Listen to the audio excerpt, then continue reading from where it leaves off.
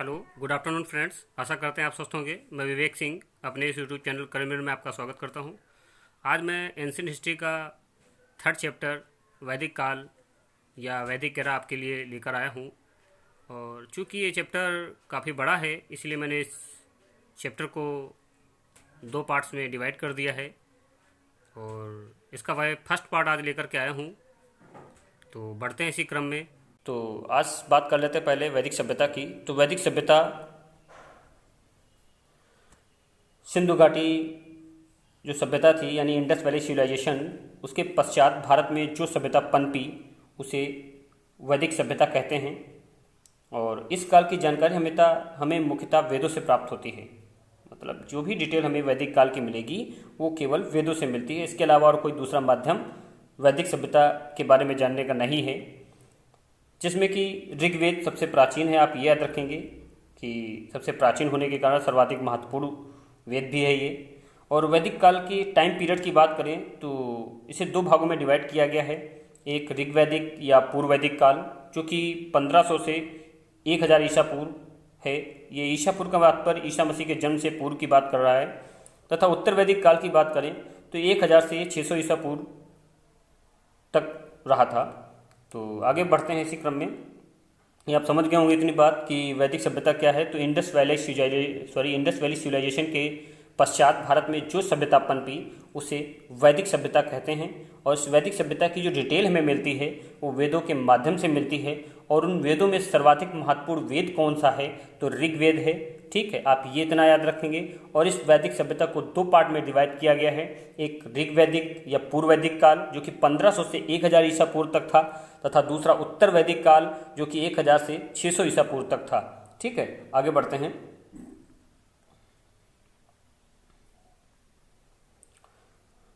आगे बात कर लेते हैं कि इस काल की जो तिथि थी इस काल की जो तिथि निर्धारण है यानी जो टाइम पीरियड है वो इतना विवादास्पद रहा है कि इसके बारे में कोई हमें सटीक जानकारी नहीं मिलती है, ऐसा कह सकते हैं। इतना विवादास्पद है ये, क्योंकि इसका एक मुख्य स्रोत केवल वेद है। इसके अलावा कोई दूसरा स्रोत है नहीं जिससे इसको हम कंपेयर कर सकें। तो आप याद रखेंगे कि हमें वैदिक काल की जो सर्वाधिक डिटेल में मिलती है वो ऋग्वेद से मिलती है केवल। और मैक्स मूलर, आप सुनिएगा, प्रसिद्ध इतिहासकार है मैक्स मूलर। इन्होंने आर्यों का मूल निवास मध्य एशिया बताया। आप ये याद रखेंगे कि आर्यों का मूल निवास क्या था तो मध्य एशिया। या ऐसे ऐसे एग्जाम में क्वेश्चन आता था सीधे कि बताइए आर्य भारत में कहाँ से आए थे तो मध्य एशिया से आए थे। मध्य एशिया आप समझ रहे हो कि वही तुर्कमेनिस्तान, तजाकिस्तान, किर्गिस्तान, उज्बेकिस्तान, ये जितने तान हैं वो मध्य एशिया का क्षेत्र है। वहीं से आर्य आए थे। ऐसा किसने कहा है तो मैक्स मूलर, जो कि इतिहासकार हैं, उन्होंने कहा है कि जो आर्य हैं वो मध्य एशिया से आए थे। और आर्यों द्वारा जो निर्मित सभ्यता थी वो कौन सी सभ्यता थी? वैदिक सभ्यता थी। मतलब आर्यों ने जिस सभ्यता का निर्माण किया वो वैदिक सभ्यता कहलाई। और आर्यों ने जिस सभ्यता को विकसित किया यानी उसको डेवलप जिसको किया तो वो सभ्यता जो थी वो कौन सी थी? ग्रामीण सभ्यता थी। आप बात समझ रहे होंगे कि मैंने अभी आपको ये बताया कि जो मैक्स मूलर हैं उनके अकॉर्डिंग जो आर्य थे वो मध्य एशिया से आए थे। आर्यों द्वारा जो निर्मित सभ्यता थी वो वैदिक काल या वैदिक सभ्यता कहलाई। जो आर्यों द्वारा विकसित सभ्यता थी वो ग्रामीण सभ्यता कहलाई।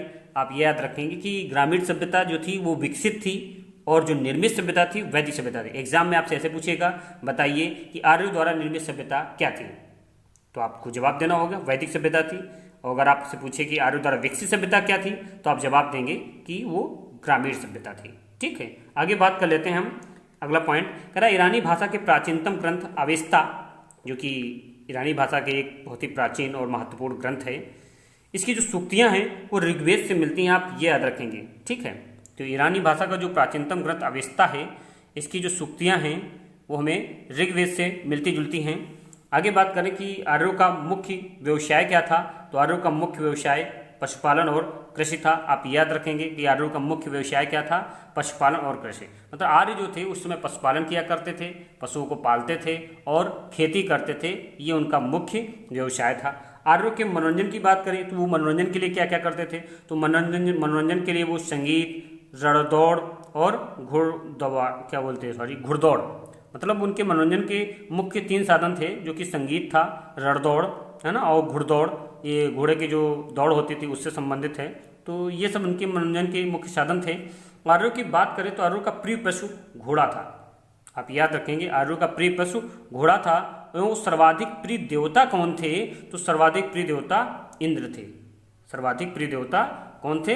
तो सर्वाधिक प्रिय देवता इंद्र थे आर्यों के। तो आर्यों का प्रिय पशु क्या था? घोड़ा था। सर्वाधिक प्रिय देवता कौन से थे? इंद्र थे। आप ये याद रखेंगे। मैंने आप फिर से सुन लीजिए कि आर्यों द्वारा जो निर्मित सभ्यता थी, वो वैदिक सभ्यता कहलाई। आर्यों द्वारा जो विकसित सभ्यता थी वो ग्रामीण सभ्यता कहलाई। ठीक है। ईरानी भाषा के प्राचीनतम ग्रंथ अवेस्ता, जो इसकी सूक्तियां हैं वो ऋग्वेद से मिलती हैं। आप ये याद रखेंगे। आर्यों का मुख्य व्यवसाय क्या था? तो पशुपालन और कृषि था। आर्यों के मनोरंजन के मुख्य साधन क्या थे? तो संगीत, रणदौड़, घुड़दौड़, ये सब उनके मुख्य साधन थे। आर्यों का प्रिय पशु क्या था? घोड़ा। आपको हमने बताया था सिंधु सभ्यता में घोड़े के अवशेष मिलते हैं हमें। ठीक है। तो आर्यों का प्रिय पशु वहाँ अवशेष मिलते हैं, और यहाँ पर घोड़ा एक तरीके से स्पष्टता यहाँ की एक तरीके से कह लें कि इनका एक प्रिय पशु हो जाता है वैदिक काल में आर्यों का। और इनके प्रिय जो देवता हैं वो इंद्र हैं, और आपको पता है इंद्र युद्ध के देवता भी हैं, जैसा कि आप जानते होंगे। तो नेक्स्ट चलते हैं इसी क्रम में। अगला बात करते हैं हम कि वेदों के विषय में बात करते हैं। हमने कहा ना, वैदिक काल की जो तुम्हें डिटेल मिलेगी, जो सर्वाधिक ज्ञान आपको मिलेगा, जो सर्वाधिक आप वैदिक काल के बारे में जानेंगे, तो उसका एक ही मात्र स्रोत है, वो है वेद। और वेदों का अर्थ क्या होता है? तो वेदों का शाब्दिक अर्थ होता है ज्ञान। आप ये याद रखेंगे, पूछा जाता है एग्जाम में कि वेदों का शाब्दिक अर्थ क्या होता है? तो वेदों का शाब्दिक अर्थ ज्ञान होता है।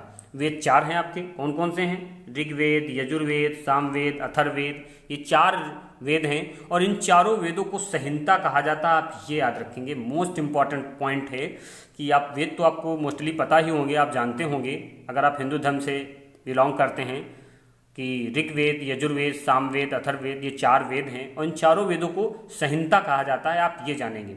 बात करते हैं ऋग्वेद के संकलनकर्ता की। तो ऋग्वेद के संकलनकर्ता महेश कृष्ण द्वैपायन वेद व्यास हैं, जो कि आप याद रखेंगे कि पूछ देता है एग्जाम में ऋग्वेद के संकलनकर्ता कौन है? तो महेश कृष्ण द्वैपायन वेद व्यास। आपको पूरा नाम नहीं याद आता है तो आप ऐसे याद रखें, महेश कृष्ण याद रख लें, क्योंकि एग्जाम में आपको ऑप्शन दिया होगा, आप जिससे आराम से पहचान जाएंगे। तो आगे बात करते हैं। वेद जो है वसुदेव कुटुंबकम का उपदेश देते हैं। ये याद रखेंगे, जो वेद हैं हमें वसुदेव कुटुंबकम का उपदेश देते हैं। ठीक है, आगे चलते हैं। अगला पॉइंट है यज्ञ संबंधी कर्मकांडों और मंत्रों तथा बलि के समय अनुपालन के नियमों का संकलन यजुर्वेद कहलाता है। यह एक ऐसा वेद है जो गद्य और पद्य दोनों में लिखा गया है। कहने का तात्पर्य ये है कि यजुर्वेद की पहचान क्या करेंगे? तो यजुर्वेद की पहचान है ये कि इस यजुर्वेद में यज्ञ संबंधी जो कर्मकांड हैं, मंत्र हैं, तथा जो यज्ञों के समय जो बलि दी जाती थी, उन सब का उल्लेख हमें यजुर्वेद से मिलता है। और यजुर्वेद मतलब हमारे चारों वेदों में से एक मात्र ऐसा वेद है जो गद्य और पद्य दोनों में लिखा हुआ है। आप याद रखेंगे, आपसे पूछ देता है एग्जाम में, बताइए ऐसा कौन सा वेद है जो गद्य और पद्य दोनों में लिखा हुआ है? तो आपका जवाब होगा यजुर्वेद। बात करते हैं हम सामवेद की। तो सामवेद का जो संबंध है सीधे संगीत से होता है। आप ऐसे ऐसे मोटा मोटा याद रख सकते हैं।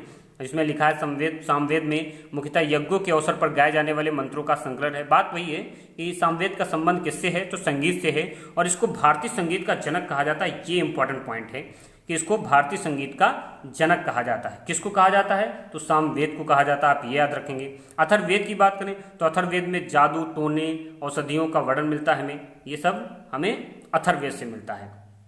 ठीक है। और अथर्ववेद में जो पृथ्वी सूक्त है, ये अथर्ववेद का प्रतिनिधि माना जाता है। आप ये याद रखेंगे, याद रख सकते हैं तो इसको याद रख सकते हैं, लेकिन मोस्टली ये याद रखिएगा कि अथर्ववेद का संबंध किससे है? तो आप याद रखेंगे जादू, टोने, औषधियों और वशीभूत मंत्रों, इन सब से किसका संबंध है? तो अथर्ववेद का है।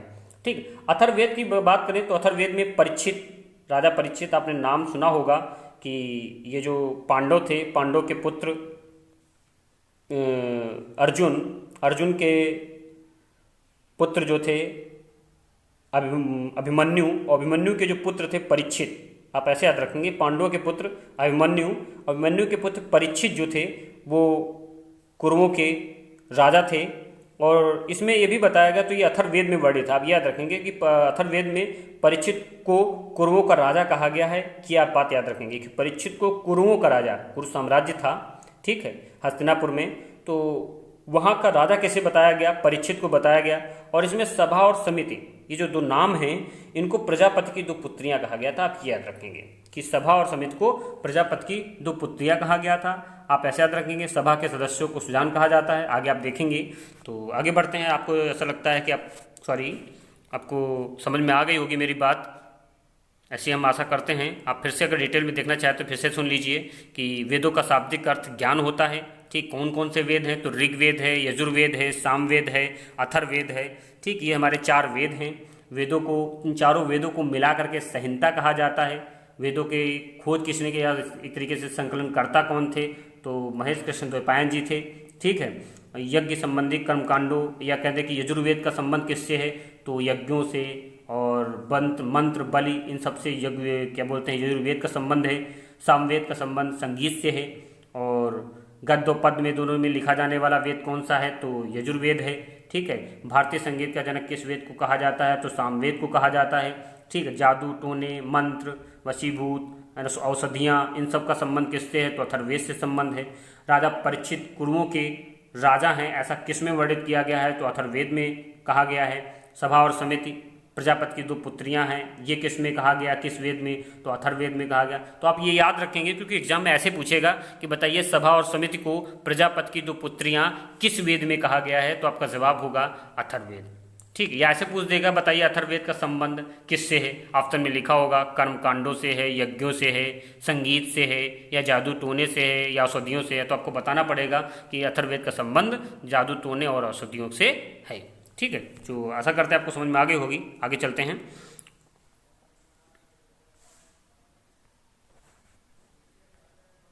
आगे बात करते हैं ऋग्वेद की। तो ऋग्वेद के बारे में अब डिटेल में हम देखते हैं।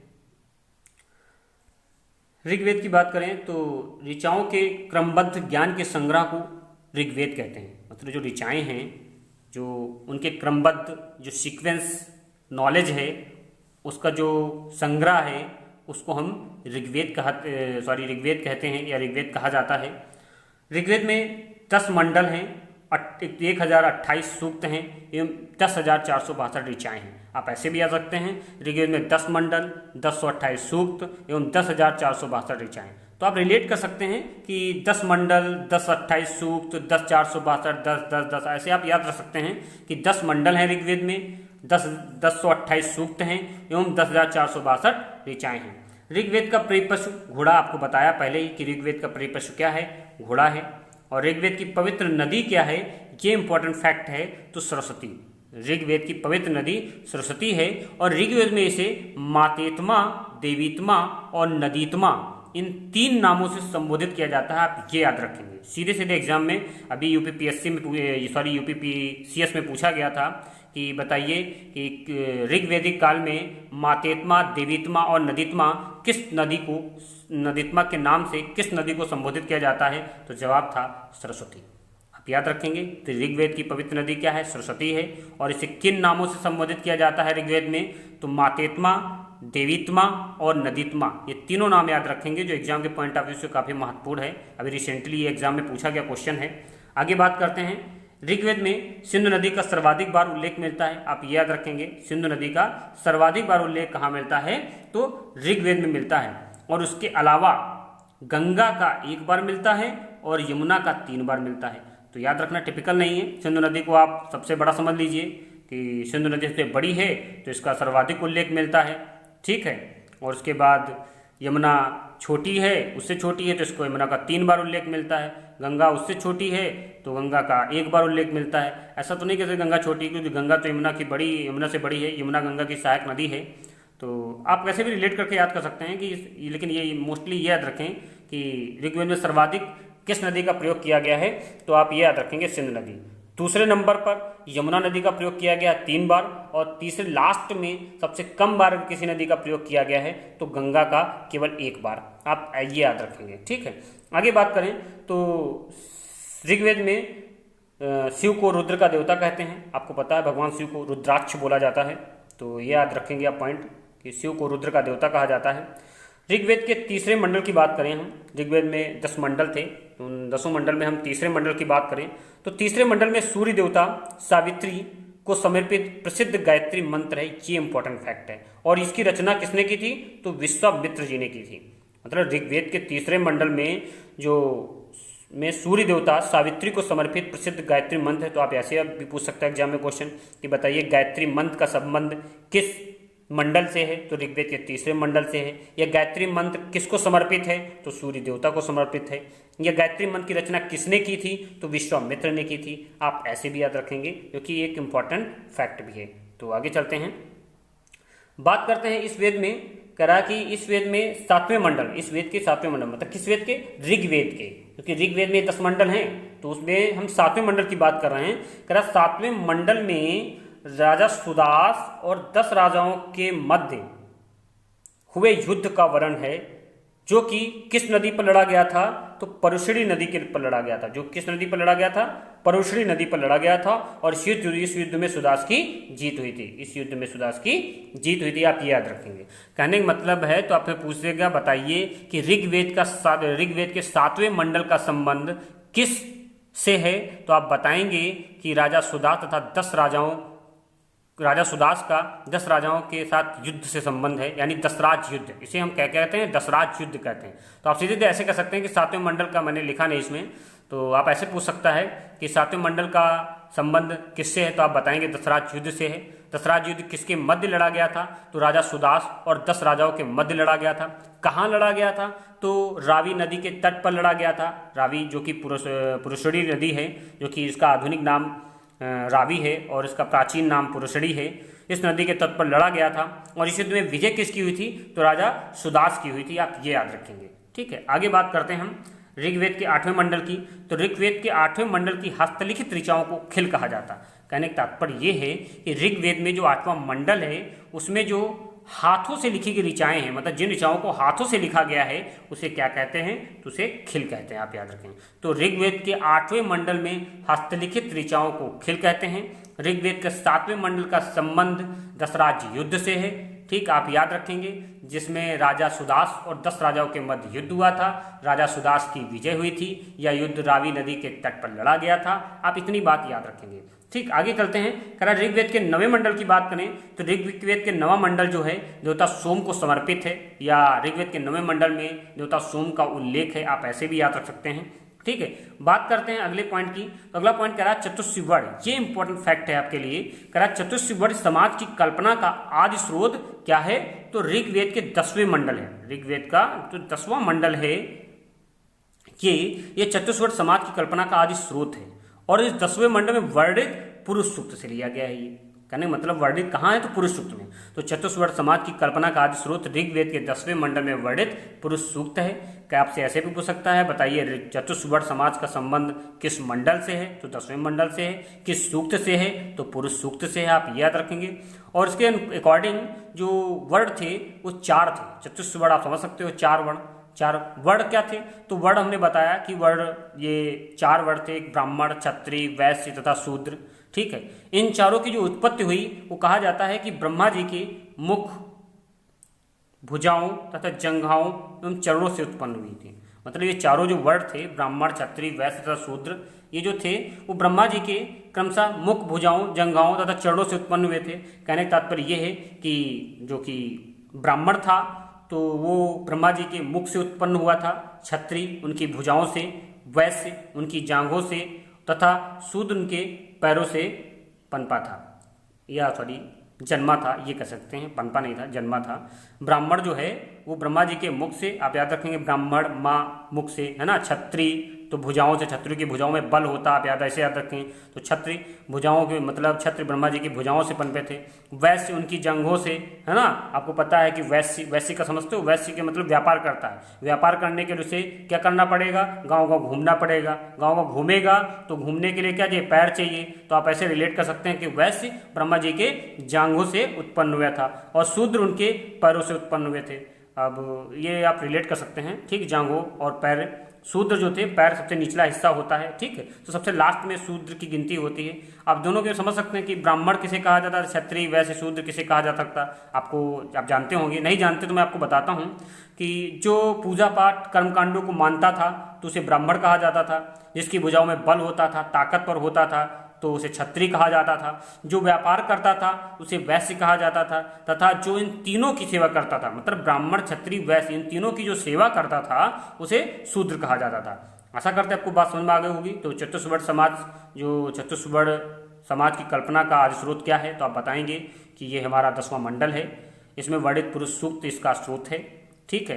कौन कौन से वर्ण हैं हमारे, तो ब्राह्मण, क्षत्रिय, वैश्य, शूद्र, इनकी सबकी उत्पत्ति किससे हुई थी, ब्रह्मा जी से हुई। तो ब्राह्मण की उत्पत्ति ब्रह्मा जी के मुख से हुई है, ठीक। क्षत्रिय उनकी भुजाओं से पनपे हैं। अब भुजाओं के नीचे आ जाओगे तो वैश्य उनकी जांघों से पनपे हैं, और शूद्र सबसे नीचे चले जाओ उनके तो पैरों से पनपे हैं, है ना। तो ये सॉरी पनपे क्या मतलब, आवाज गलती से निकल जाता, पनपे या जन्मे हैं ये कह सकते हैं, ठीक है। आगे चलते हैं हम।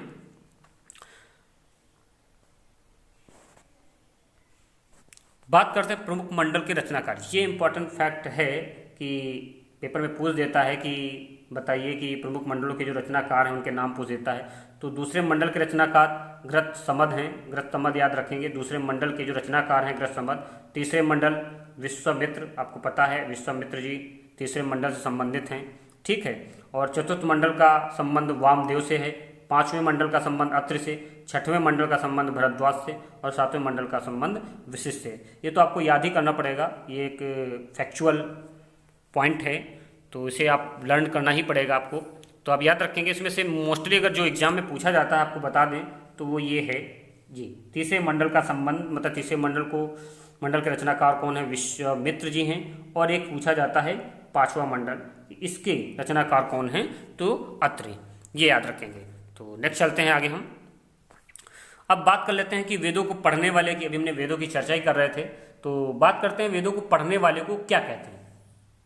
तो पहली बात ऋग्वेद को पढ़ने वाले को होत्र कहते हैं, मतलब ऋग्वेद को जो पढ़ता है उसे हम होत्र कहते हैं। और सामवेद को जो पढ़ता है उसे उद्धृत कहते हैं। अथर्ववेद के पढ़ने वाले को ब्रह्म बोलते हैं, और ब्रह्मा बोलते हैं, है ना। और यजुर्वेद को पढ़ने वाले को अधूरी बोलते हैं। तो आप याद रखेंगे कि वेदों को पढ़ने वाले को क्या बोलते हैं। वेदों को पढ़ने वालों की बात करें हम तो वेदों में ऋग्वेद को पढ़ने वाले को होत्र बोलते हैं, सामवेद को पढ़ने वाले को उद्धृत बोलते हैं, और अथर्ववेद को पढ़ने वाले को ब्रह्मा, और यजुर्वेद को पढ़ने वाले को अधूरी कहते हैं। आप ये इतनी बातें याद रखेंगे, ये भी आपको लर्न ही करना पड़ेगा, है ना, और इसका कोई दूसरा रास्ता नहीं है।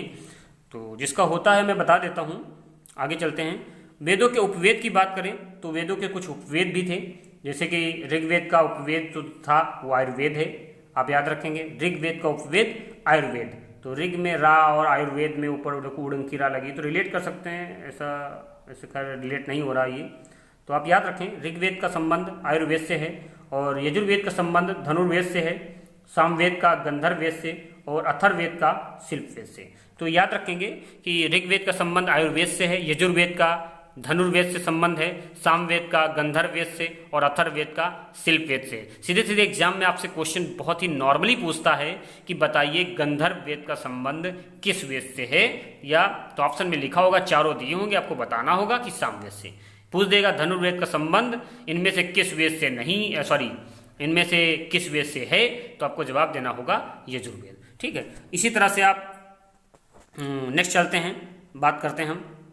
इसी तरह ये भी पूछ सकता है कि बताइए कि ऋग्वेद को पढ़ने वालों को क्या कहते हैं, ऑप्शन में लिखे होंगे होत्र, उद्धृत, ब्रह्मा, अधूर्य, तो आपको जवाब देना होगा होत्र कहते हैं।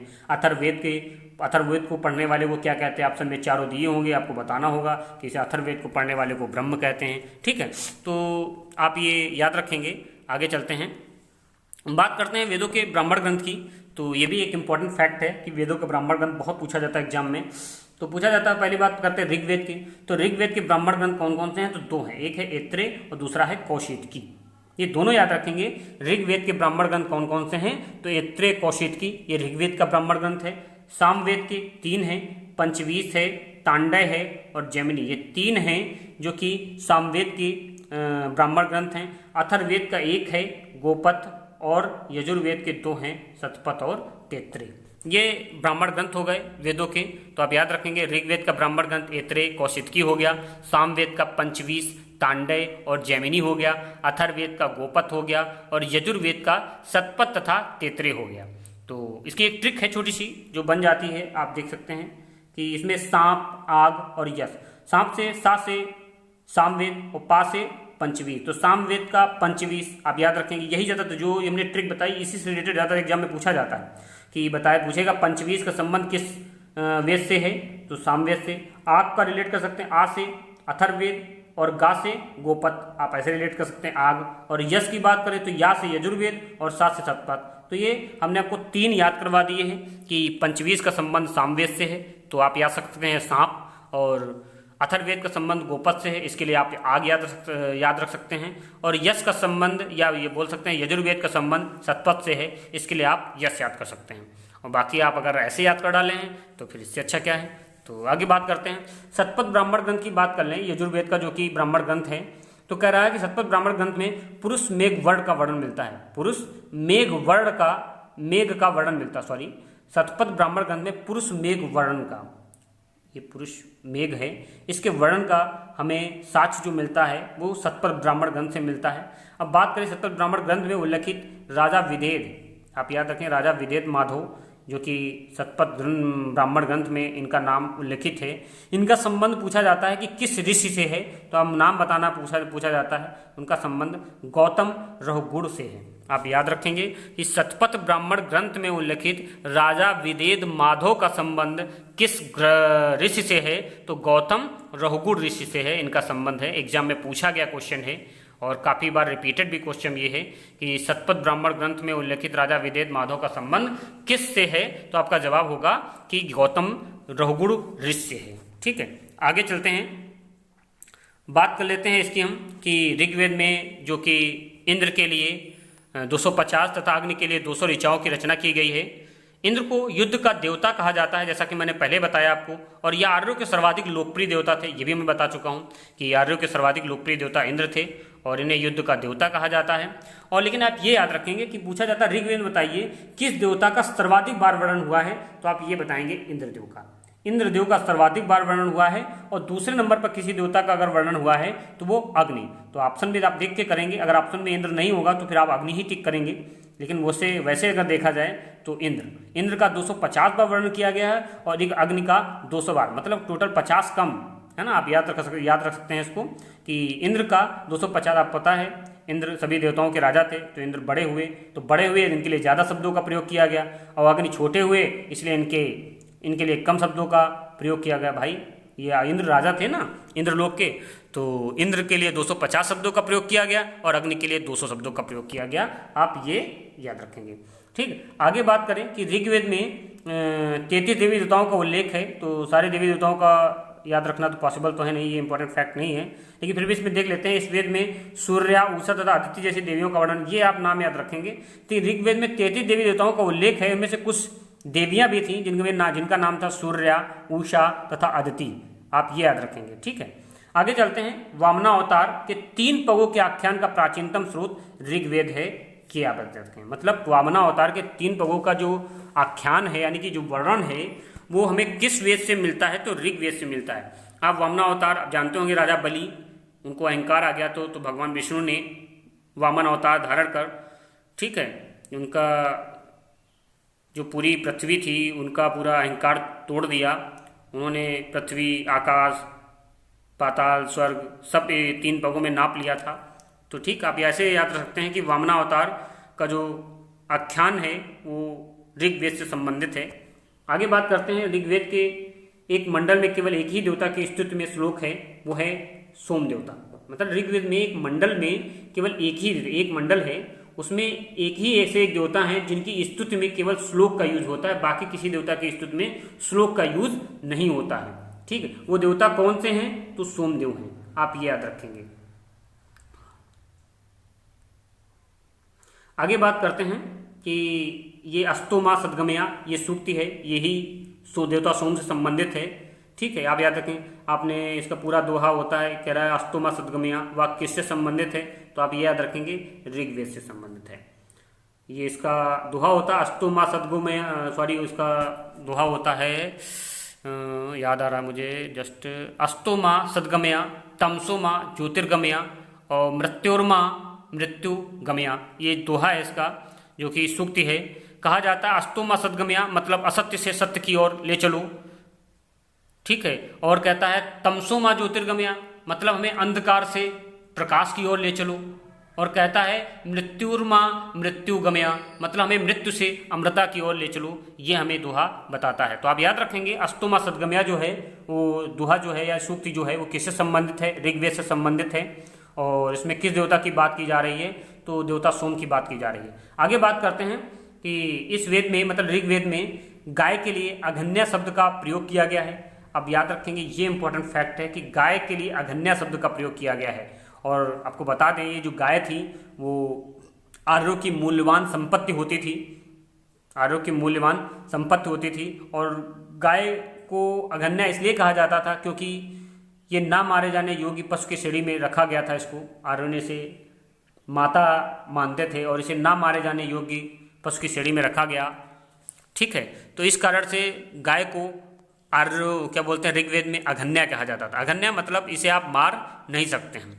अगली बात करें तो ऋग्वेद के नेक्स्ट पॉइंट है, कह रहा ऋग्वेद में ऐसी कन्याओं के उदाहरण मिलते हैं जो दीर्घ काल तक या आजीवन अविवाहित रहती थी। इन कन्याओं को अमाजु कहा जाता। तो आप ऐसे याद रखेंगे मोटा मोटा कि वो कन्याएं जो विवाह नहीं करती थी उन्हें ऋग्वैदिक काल में अमाजु कहा जाता था, ठीक। आप याद रखेंगे। आगे चलते हैं, बात करते हैं आर्यों के प्रशासनिक इकाई की। तो आरोही क्रम से इन 5 भागों में बांटा गया है आर्यों की प्रशासनिक इकाई को, कुल, ग्राम, विष, जन और राष्ट्र। आप ऐसे याद रखेंगे कि कुल से मिलकर ग्राम बना, कई ग्रामों से मिलकर के विष बना और कई विष से मिलकर के जन बना और कई जन मिलकर के राष्ट्र बने। तो कह रहा ग्राम के मुखिया को ग्रामीणी कहते थे, विष का प्रधान विस्पत कहलाता था और ग्राम का मुखिया ग्रामीणी, है ना। और जन का जो शासक था वो राजन कहलाता था, ठीक है। एक बड़े प्रशासनिक क्षेत्र के रूप में जनपद जो था, एक जनपद सबसे बड़ा प्रशासनिक क्षेत्र था, उसका उल्लेख ऋग्वेद में केवल एक बार मिलता है। आप ये याद रख सकते हैं, इंपॉर्टेंट नहीं लेकिन आप ये याद रख सकते हैं कि पूछेगा एग्जाम में कि ग्राम के मुखिया को ग्रामीणी कहते थे, ये तो आपको ऐसे ही रिलेट कर लोगे, पहचान जाओगे। तो ये ज़्यादातर मोस्टली ये पूछता है कि विष के प्रधान को क्या कहा जाता, तो विस्पति, और जो कि जन का जो प्रधान शासक था उसे राजन कहते थे, ठीक है। ये बात याद रखेंगे। आगे चलते हैं, बात करते हैं विदत। विदत क्या थी, तो विदत सबसे प्राचीन संस्था थी ऋग्वेद में। विदत जो थी वो सबसे प्राचीन संस्था थी और इसके अलावा ऋग्वेद में 122 बार उल्लेख आया है। मतलब इसका जो ऋग्वेद में 122 बार उल्लेख आया किसका, विदत का। तो आप याद रखेंगे ऋग्वेद में सबसे प्राचीन संस्था किसे माना जाता था, विदत को, या वैदिक काल में सबसे प्राचीन संस्था विदत थी। इसका ऋग्वेद में 122 बार उल्लेख मिलता है। इसके अलावा समिति थी और सभा थी, समिति का 9 बार और सभा का 8 बार उल्लेख होता है। तो ये कितनी बार उल्लेख होता है ये एग्जाम में नहीं पूछेगा आपसे, तो आप लेकिन ये याद रखिएगा कि जो सभा थी वो श्रेष्ठ लोगों की थी।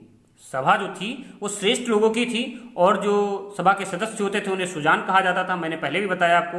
और जबकि समिति जो थी वो सामान्य लोगों के लिए थी और समिति के अध्यक्ष को ईशान कहा जाता था। तो इतनी पॉइंट याद रखेंगे आप कि विदत सबसे प्राचीन संस्था थी जिसका ऋग्वेद में 122 बार उल्लेख मिलता है। याद रख सकते हैं तो याद रखिए, वरना जरूरी नहीं है, लेकिन आप ये याद रखें कि विदत सबसे प्राचीन संस्था थी वैदिक काल की। और इसके अलावा समिति और सभा भी थी। तो सभा के सदस्य जो थे उन्हें सुजान कहा जाता था और समिति का जो अध्यक्ष होता था उसे ईशान कहा जाता था। तो आज का वीडियो मैं यहीं समाप्त करता हूँ। इसका सेकेंड पार्ट मैं नेक्स्ट क्लास में लेकर के आऊँगा। तो अगर आपको इस वीडियो की PDF चाहिए होगी तो आपको इस वीडियो के डिस्क्रिप्शन में एक टेलीग्राम लिंक दिया गया होगा जिससे आप ज्वाइन कर इस वीडियो की PDF प्राप्त कर सकते हैं। और अगर आपको मेरा वीडियो पसंद आया है तो please like, share and subscribe. धन्यवाद।